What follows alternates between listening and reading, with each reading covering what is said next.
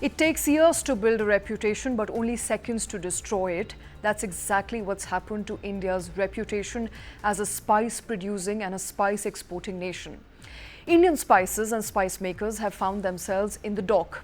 What is the drama around spices? Are Indian spices safe to consume, or do they potentially cause cancer? There should be a scientific answer to the presence or absence of ethylene oxide, but the view is divided at the moment. Let's take it from the top.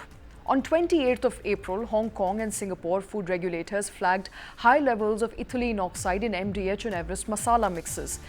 It banned these spices from their market. Then begins the domino effect. Another report emerges that reveals nearly one-third of MDH masala powders have been rejected by the US Customs over the last 6 months. The refusal rate of MDH shipments, in fact, doubled from 15% to 31% over salmonella contamination since October of 2023. Now, last week, the United Kingdom announced it would implement additional control measures on all spices imported from India on the presence of ethylene oxide. Nepal, too, banned imports of these spices this week, flagging the exact same concerns. In between this, the Spice Board of India ordered an inquiry, and food regulator FSSAI also springs into action. After weeks of testing, the revelations are contradictory at best. FSSAI says no traces of ethylene oxide have been found in a majority of the 300 samples of MDH and Everest spices that they have tested.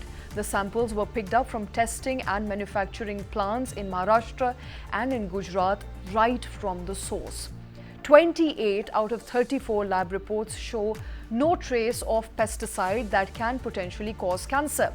A report published in PTI about 2 days ago says exactly the opposite. That presence of ethylene oxide was in fact found in the products exported to Singapore and Hong Kong. A government official speaking to the media said strict action is being taken against Everest and MDH. Now, who should one believe? The testing authorities in Singapore, Hong Kong, US, UK, Nepal, or India's own FSSAI, or the Spice Board? Scientific testing should result in either a yes or a no. That is one answer.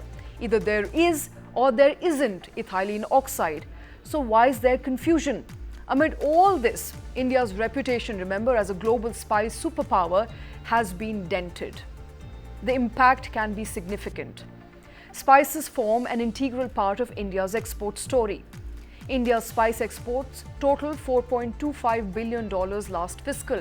That's about 12% of the world's total spice export share from India and India alone, as per economic think tank GTRI, or the Global Trade Research Initiative.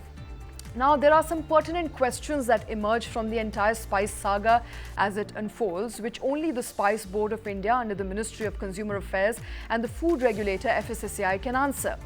First, why aren't there regular testing mechanism in place to know exactly what chemicals or ingredients are and not part of every packet sold in India or exported from India? This would definitely help us rubbish claims authoritatively if the Indian products are getting cancelled globally.